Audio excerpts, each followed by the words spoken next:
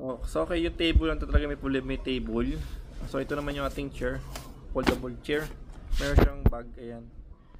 So ito yung stitching niya.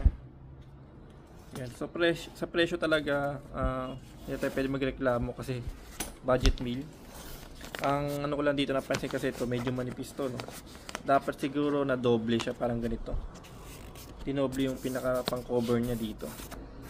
Sa pasana, no? Pinagdikit na lang nila. Baka sakaling mas tumibay siya at magtagal. So dito wala siyang suporta dito. Yan. Tapos magaan lang talaga siya. Ayan. Then hopefully magtagal siya. So siguro iwasan ito no, mabilad sa araw, and then yun nga mabasa-basa ng konti, or pagpapatuyuin, wag na ibilad sa araw to. So yun eh. Tapos yung paa niya, ito yung paa niya. Ayan. Okay. So kung di naman siguro madalas mag-camping or masaman, baka okay na, baka magtagal. And then syempre ingatan lang talaga siya. Ayun. And then yun nga, wag siguro masyadong mabibigat yung timbang. Kailangan mag-diet para makayanan niya, no?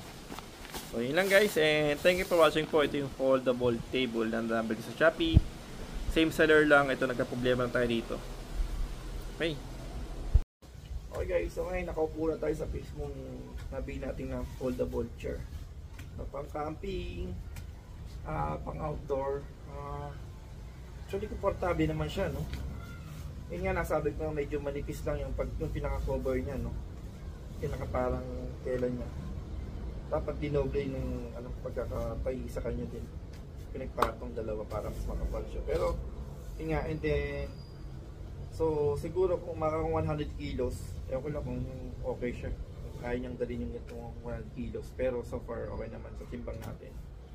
And then, yun nga, sabi ko nga, wag lang siguro to, no? Mabilad sa araw, tas basa, baka magatushi, no? Pero budget meal na upuan, pwede na, okay na rin. Yun, nagka-problema tayo sa lamesa natin ng UP, pero rest and refer na lang natin siya. So yun, so okay naman, komportable naman para sa akin. Kaya goods na rin, no? Budget meal. Okay, so ready po tayo sa next adventure natin. See you on my next adventure po. Ciao!